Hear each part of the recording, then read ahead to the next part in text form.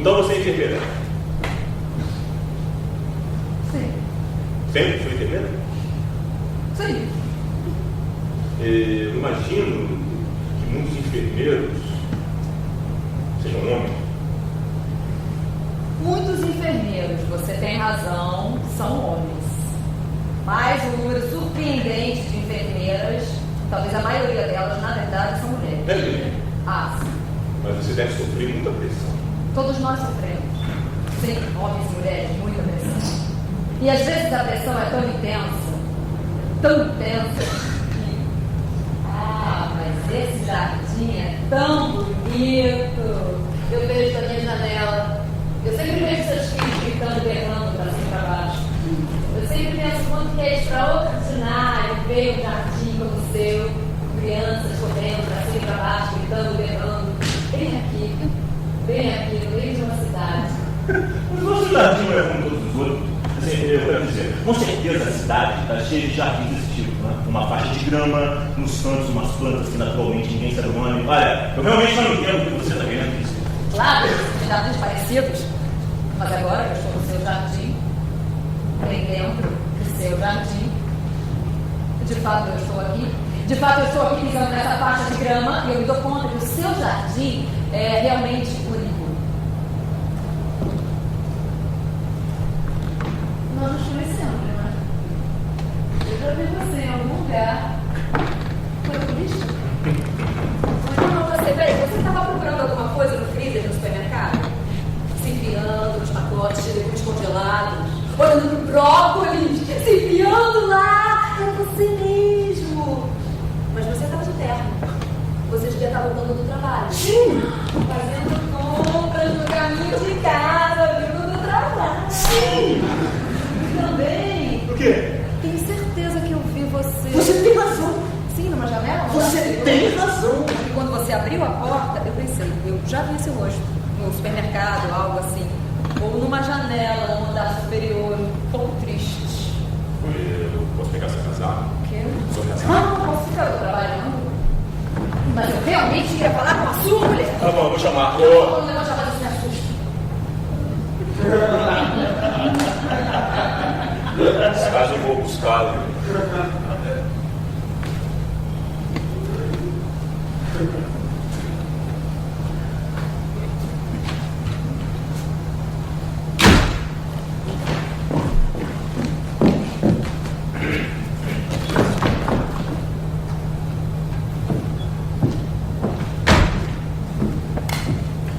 Você queria falar comigo? Sim. Sobre o quê? Hã? Sobre o quê? Você parece surpresa que eu quero falar com você, mas acontece que nós somos vizinhas. E mesmo que a sua casa seja muito maior que meu pequeno apartamento, ainda assim, bom, pelo menos eu imagino que sim, nós ainda temos as mesmas preocupações. A iluminação urbana, as ruas de mão única, os índices de barulho e assim por diante. Não apenas isso, mas nós duas somos mulheres. O que quer dizer? Bom, espero que isso queira dizer que, ao contrário dos homens, nós podemos definir o nosso território sem ter que mijar nele primeiro, não?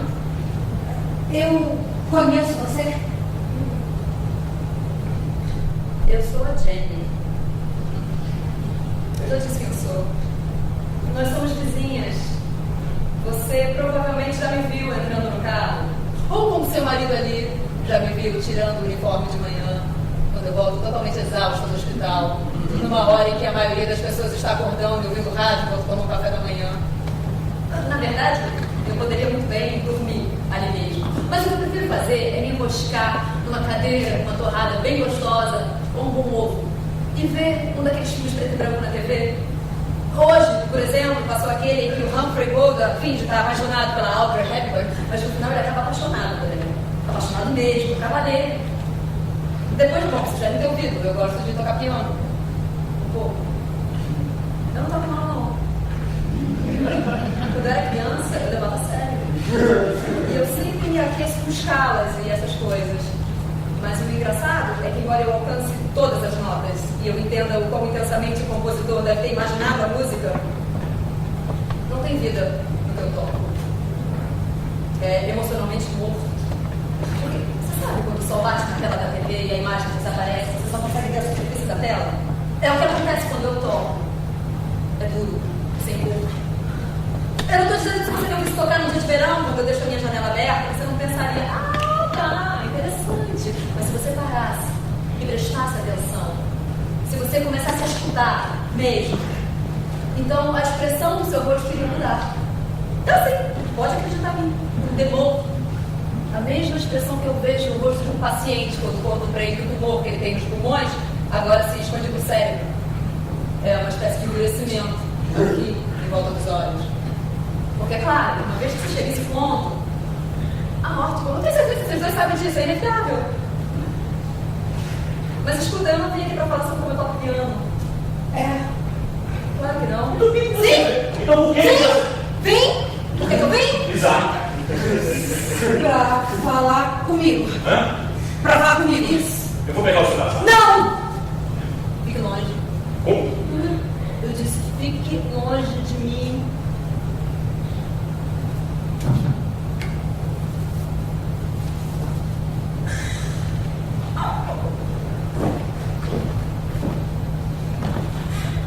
Deixa eu explicar. Eu trabalho muito. Eu fico cansada, eu estou tendo dificuldade para dormir. O meu marido foi para a guerra. Não para matar, claro que não, ele é médico. Bom, ele tem uma arma, porque todos os soldados têm armas. Mas vocês iriam rir se vissem um mini revólverzinho que eles dão para os médicos. Nem serve para matar a gente. É um grande número de pessoas que uma pessoa tem que matar numa guerra. É uma guerra secreta. Eu não posso contar com dinheiro. Senão eu estaria colocando vidas em risco. Mas eu posso contar o que eles estão fazendo agora nessa guerra secreta.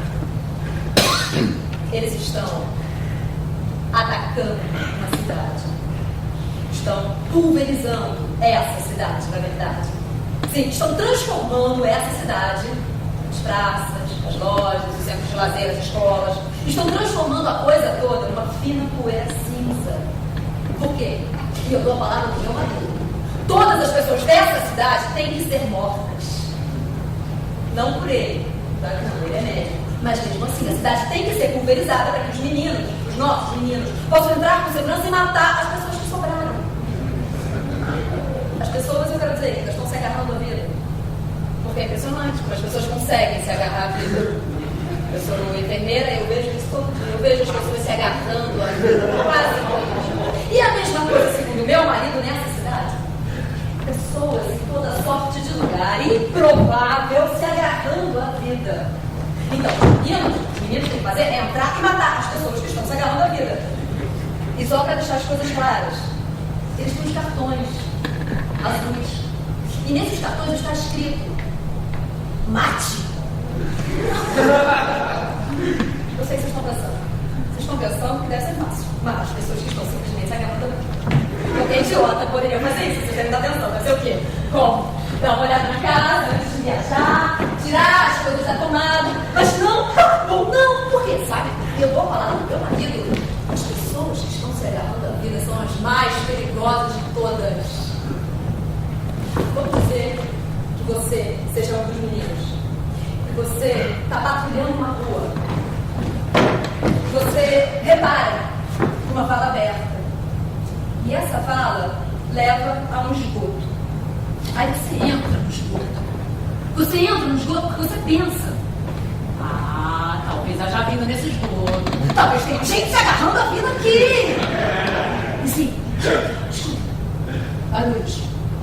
Barulhos de arranhões, de sucção. Sinais de vida no escuro. Porque está bem escuro, claro, lá embaixo, bem embaixo da cidade, no esgoto. Então você coloca as lentes nos olhos e você consegue ver. Sim, ver mesmo, segundo meu marido, no escuro. Você consegue ver todo mundo cinza, esverdeado, nos esgotos, com as suas lentes no escuro.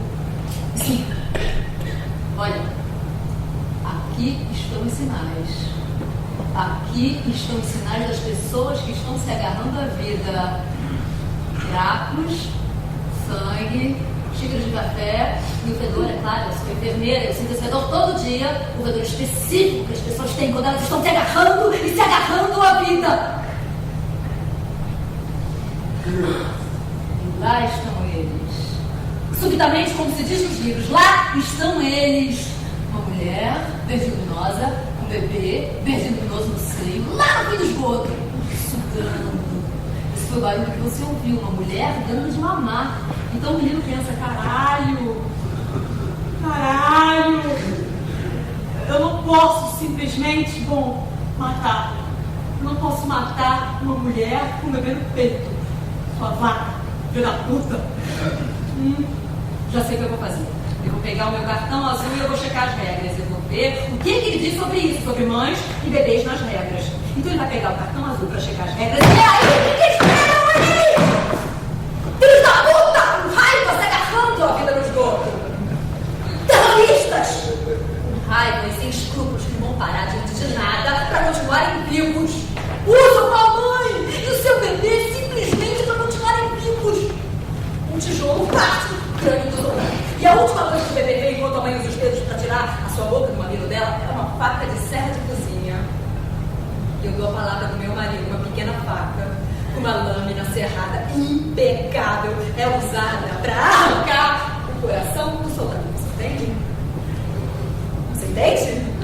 Bom, você que entende? Sim, claro. Bom, não. Entendeu o quê? Entendeu o quê? Eu não tô falando com você. Não fala disso. Entender o quê, Jenny? Como é difícil dormir. Como é difícil, sim, conseguir dormir durante o dia. Com todas essas coisas na minha cabeça, enquanto os seus filhos ficam correndo pra cima e pra baixo, gritando e berrando, entende? O quê?